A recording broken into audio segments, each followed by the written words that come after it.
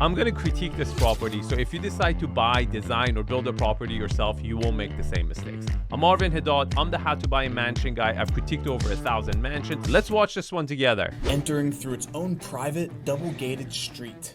This architectural achievement of design and sophistication is a 4-story mega mansion built atop the hills of Bel Air, California. Okay, let's pause it right there, because that private driveway is not really private. You share it with this house right behind it. I'm not going to make a big deal out of it because it is double gated. And if you actually count the symbolic gates of Bel Air, it's triple gated, right? But what's super impressive about this property is the way it sits on the lot. I'm going to cover that in this video. It's very, very impressive. But what's also true is that it's architecturally actually significant. When this property was designed and built by Zoltan Pali, which by the way, I'm not a huge fan of, but this was one of his best works that he had come up. At the time when it came out, it was fresh. I mean, this propeller-shaped airplane. But the funny thing is that the market did not respond. And you're going to find out why in this video. My name is Eric Conover, and I'm going to take you on a tour of this one-of-a-kind mansion in the beautiful hills of Bel Air. The mansion has 9 bedrooms and 15 bathrooms. It's just under 19,000 square feet of living spaces and over 6,000 square feet of outdoor space, with parking for 30 cars. Look at that motor court. This is a promontory on the hill. You have a huge motor court and a tree in the center, and it's backed up by a private drive or semi-private driveway, right? Very impressive. Pay attention how this propeller shape, it's not just an architectural element, right? How it divides the lot to give equal space for a motor court, a lawn, and a swimming pool area with views. It's listed exclusively by Michelle Oliver at Douglas Elliman, asking a cool $56 million. Let's hold up right there, because this property flopped like a freaking dead fish from an oil spill. It was a disaster. It came on the market at $56 million. It sold after 1,000 days for $32,250,000. But it gets worse, because the owner only lived in it for maybe I want to say around 10 months and then put it on the market for rent for $250,000 a month. And I think there has been 600 days that has passed. And according to the MLS, it's not even been rented once. The big question is that why did this property flop? Why didn't it get the love it deserved? And what's wrong with it? When you purchase this house, you're more or less purchasing a compound, right? You have this wall gating off this whole driveway. That's not the definition of a compound, okay? For a compound, you at least need an extra structure, okay? Compound is never one structure. Compound, at least 2, maybe 3 or 4 different structures on a lot, right? Definitely not a compound. Your front door is this giant piece of glass on this track that just slides and disappears into the wall. Once you walk in, you're greeted with this grand foyer entrance with these beautiful couches, beautiful high ceilings. Okay, let's pause it right there. So you do have a wow factor when you walk in. The actual front door doesn't really look like a front door. It's just one of the glasses that pockets into the wall. You come in. But truly speaking, you're going to get views from every freaking angle you look. You look straight, you're going to see view. You turn left, you're going to see views. And this is a plus and also a negative of the property. Look, the property sits on a promontory, and the shape of this propeller shape really enables you to have a view from almost every freaking angle. And that's why this property has always been a mystery to me, right? It's exactly why I've taken so long to make a video about this property, because this property made a lot of noise. When you consider the shape, this propeller shape, how advantageous it is to how it divides the lot to 3 really good segments that we will see later in the video, but also how it gives you views from every freaking angle. On paper, this is really good. But then why the hell hasn't this property, found the love, found the mistress, found the wife that it really needed. And it's just nobody really wants it. The person who bought it is not even living in it. It just wants to rent it. From the foyer, you walk in left, and this would be the sitting room. In this sitting room, what I really like is because all the glass opens up and makes it this indoor-outdoor fluid space, you could be sitting on indoor furniture inside your house, but still get that ocean breeze and feel just the most relaxed you could ever feel. Okay, this is one of the 3 wings, right? The dimensions of these rooms never justify the $56 million price point that they listed the property at, and also the fact that this property is not in Lower Bel Air. It is not in the prime location of Bel Air, and also it's very close to the 405 freeway where you can hear the freeway. And as amazing and panoramic as the views are, you just don't get the best views of LA from here because you don't really have a strong focal point. Even Century City looks really far from this location, let alone downtown LA. And then on the other side, Getty View is nothing to be really inspired by. So I would give the view of this property, frankly, maybe a 6.5, a 7, for the fact that it's just so panoramic. You get views of everything, but nothing really significant that a typical buyer would desire. And that's the number one flaw of this property, and why it flipped was that it should have never, ever started at $56 million. But what was their strategy? You see, when you build a propeller-shaped airplane, you are really going for that one buyer, right, that maybe was a pilot or became a billionaire or something that really gets inspired by this propeller-shaped design. But the truth is, nobody asked for a propeller-shaped building. And that is the difference between, let's say, a developer who buys according to what the buyer needs are, like Artie, right? He builds a nest. He builds a sanctuary where he knows the demographic of billionaires would really like the Zen vibe and the architectural softness of the earthy tones that resonates with them, than someone coming in wanting to buy a house that is the shape of a, propeller shape, right? It just doesn't resonate with as many people, and so you limits your buyer pool significantly. From this first sitting area, we walk back to the foyer, to the other wing of the house. Over this way, we have the dining room. When you walk in a place like this, you are almost taken aback by how luxurious it is. Okay, so it's a natural place to put the dining room. It's tucked away from the front door on the other side, so I don't mind it so much. I love the fact that it's close to the kitchen, and it also opens up to 2 outdoor areas. For a little frame of reference, I'm 6'4". Look how big this marble wall is in the dining room, just as a little backdrop. See, that's a pretty damn good marble. It's not too busy. If it was a little bit busier than this, it could have got shown its age by now. But again, it's still relevant so what today. And we go on this way to the kitchen. This is probably the kitchen where the owner, if they wanted to do some cooking, this is where that would be done. It has this beautifully oversized countertop. Okay, I like the simplicity of the design, but it's like a kind of a soulless kitchen, right? Now you can say Arvin's a modern house, smooth lines and everything, but again, like, it's just this smaller kitchen where the volume of this room connects to this family nook of yours. And again, to me, it doesn't justify the $56 million price point. And that's, again, another negative of this property. You have all these spaces amazingly situated on the lot, but it just doesn't have the volume, doesn't have the width, doesn't have the depth to kind of make it an amazing one space. It's all like, C++, C++, C++, C++. You don't have one A room. From this first kitchen, the room flows into a more intimate sitting area as opposed to the one that we first saw. This room has a fireplace built in the wall, definitely a cozier feeling. It's a little more isolated. It's a place to come and unwind and kind of get some alone time. Do you see the lawn right behind him? Ryan Serhant also did a mansion tour of this house, and you can really see how big that lawn is.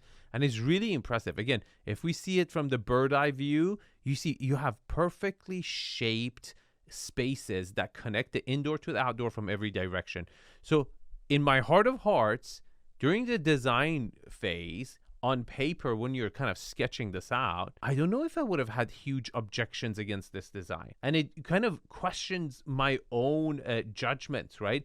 In ways that, like, wow, this is like, when it comes to lot utilization, this is fantastic. But when you take a step back after you say, okay, that's one of the elements that you need to nail, what is it about this property that also doesn't get the buyers excited about it? We discussed price, we discussed the location and the noise of the freeway and everything, but I think another element of it is Shakti. You know what Shakti is? Like a chi? With this many windows opening up, right, in all different direction.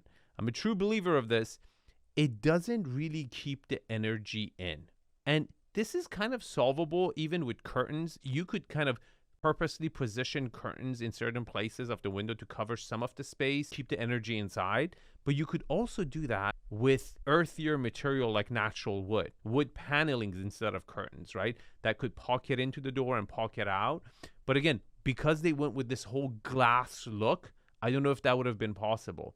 And I think that is another element that this property fails to really keep the energy in. And it's just open on all directions, a little bit too open, shall we say. We are now back to the main foyer of the house. This first floor, mainly for entertaining. Now let's head upstairs. This second floor is all about private space. Right off the floating staircase is the hub of the second floor. So you have a decent landing area, right? You have some shelves over here. They've put up a desk. I don't know if you will ever get work done over there, but you do have upstairs landing area, upstairs living room, small but decent. And then a sitting area over there with a TV. First things first, I'm gonna show you the master bedroom of the house. So when you first walk in, you have a little sitting area. It's got a couch, a TV, a fireplace, kind of a place to just relax, maybe while your significant other is getting ready and you're already ready to go. So you kind of have a living room inside of your bedroom, which is just insane. That's not that insane at all. I mean, from $6-7 million properties up in Los Angeles, you would start seeing sitting arrangements in the primary suites.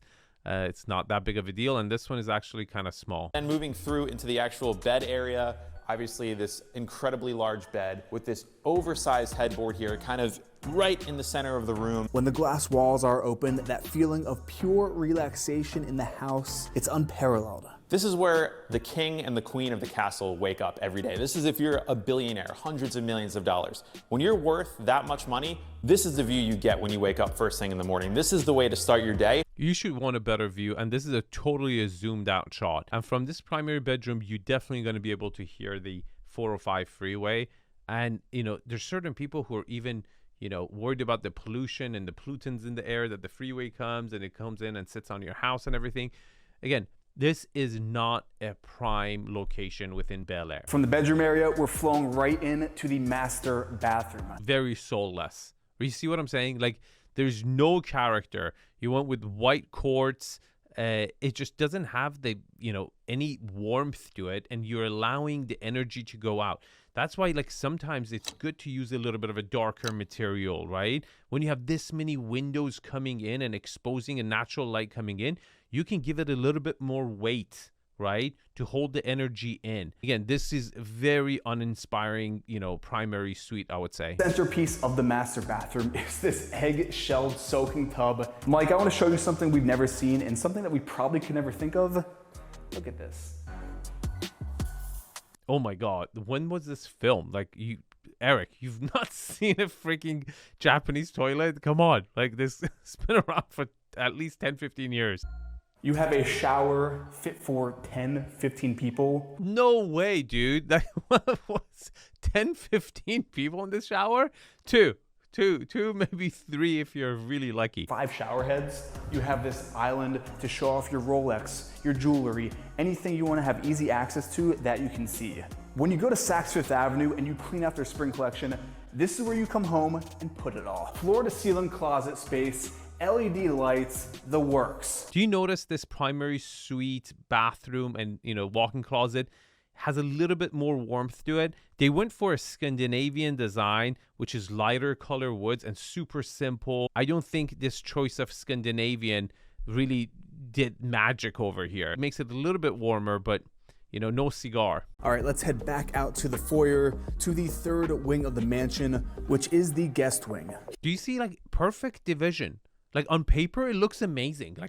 You could as an architect, fall to this trap that, look, I'm achieving everything perfectly. And they are. The guest wing is separate. You know, the primary has its own wing.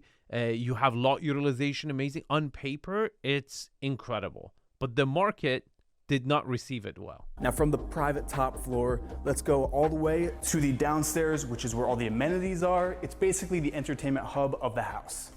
Right off the stairs, you have this little lounge entertaining area. I don't think anyone would ever use this space. You see, the problem with this whole Scandinavian design minimalistic look is you don't get opportunity to be playful. You get the opportunity to just go very monotone, really light wood, you know, white walls, smooth lines, and that could be like really cool for someone. But when you put it on like whatever 16,000 square foot of home, it just gets boring, right? Like you don't want to have that same look and vibe everywhere. This is the basement. Like what you're competing with is like other homes that have an incredible basement that is fun, energetic, bars, fun spaces, game room, bowling alleys. This just looks like a, you know, IKEA store, right? It doesn't have that warmth and character. You make your way over this way, and there is a 1,000-bottle wine cellar. This wine cellar, it's a private room that has an opening and closing glass door, and it has floor-to-ceiling wire hangers to hold every bottle of wine. Oh my God, this is the worst wine cellar I've ever seen. This is so cheaping it out. Really, really cheaping it out. I don't know, like, again, you see like the Scandinavian design is not delivering the luxury, right? It's not really delivering the luxury, the weight of a wine room, right? It doesn't give that essence that like what you would enjoy putting your bottles, or it's just getting the job done. It's like such an engineering house. It's such a transactional house. It's really interesting. This is where your gourmet chef and their staff will come to make any meal you could ever want any time of day. Okay, this is perhaps the biggest room in the whole house. Again, it's not really color-wise, palette-wise impressive, but the fact that you have such a huge freaking chef's kitchen is, I guess, great for your chef, right? But I would have liked to see something more like a game room, like a, you know, pool table, maybe arcade game, poker room, than having such a huge chef's kitchen. Let me just say, when you own a place like this, you are not scrambling your own eggs for breakfast. So not only did we have the regular kitchen upstairs, any meal you could ever want in your house, as if you're at a 5-star restaurant. This is mind-blowing. Mike, when you have a property this big, your chef is gonna live on the property with you. So built into the side of the hill on the lower level, you have basically a home within a home with 4 guest bedrooms. They could house your world-class chef, your cleaning staff. Do you see how perfect it is in like distribution of bedrooms, separation of the, you know, working quarters, then the main house? It's really perfect on paper. It really is. But the problem is they relied so heavily on this propeller shape architectural element to be the wow factor that they balanced it out with, you know, Scandinavian designs on the inside to just not make a statement. And you probably have to make that choice when you make such a extreme choice of a shape of a house. You don't want to go super crazy on the inside, right? Like you just kind of want the shape to speak. But the problem is it's a propeller shape, right? You don't see the propeller when you're in it. To me, it's a really a case study. It really an amazing case study, because in one hand you achieve everything so mathematically correct, so thoughtful to maximizing views, access, good dimensions relatively speaking for a lot of the rooms, but then you fail to make it a home that people would want to live in. It's actually hard to grasp the true scale of how large this home is. See, you even have a garage from this point for your staff quarters, which is amazing. Really cool. But with that said, let's head back to the wine cellar, where you've just grabbed your favorite glass of wine from your 1,000-bottle cellar. Dude, they sell this bottle at the 7-Eleven next door to my house. This is not luxury. And now you head on over to your very own professionally designed and engineered theater. There's wood paneling all around. This whole place is soundproofed. It sounds like a true movie theater. This is a proper screening room. Okay, I really like the approach of this movie theater. You get this long hallway. It's actually like going to the movies, you know, outside. So it's probably the best approach, like the best entrance and the way it opens up from the back center. It's really, really cool. This is the type of room where Tarantino or Scorsese calls up Leo and says, hey, come on over.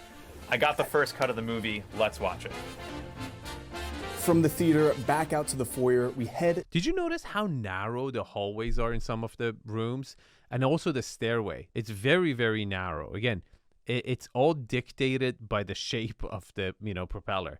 Where if you want to create 2 hallways from one side and coming back from the other, then your hallway is going to get very, very narrow. This is complete with an in-home massage studio, a state-of-the-art steam room, and of course, a custom cedar sauna.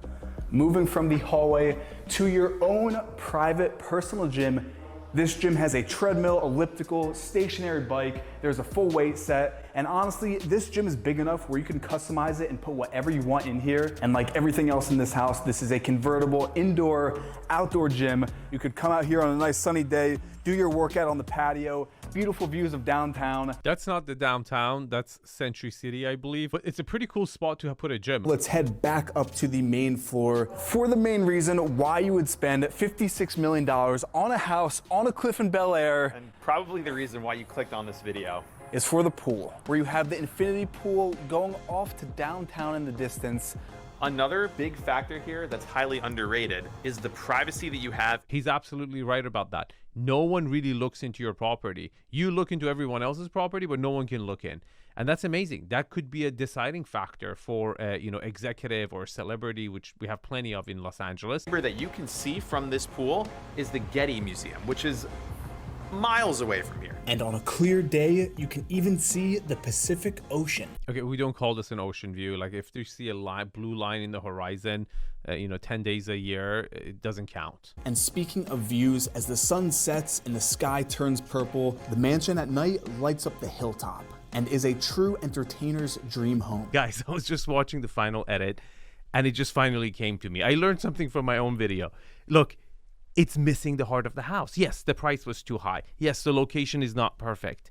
But the main reason is that none of the rooms in this property really functioned as the heart of the property, where the center of the property, right, where all the 3 wings meet, should have been that great, fantastic room where people congregate. You come out of your wing and you come to this common area where you spend time in.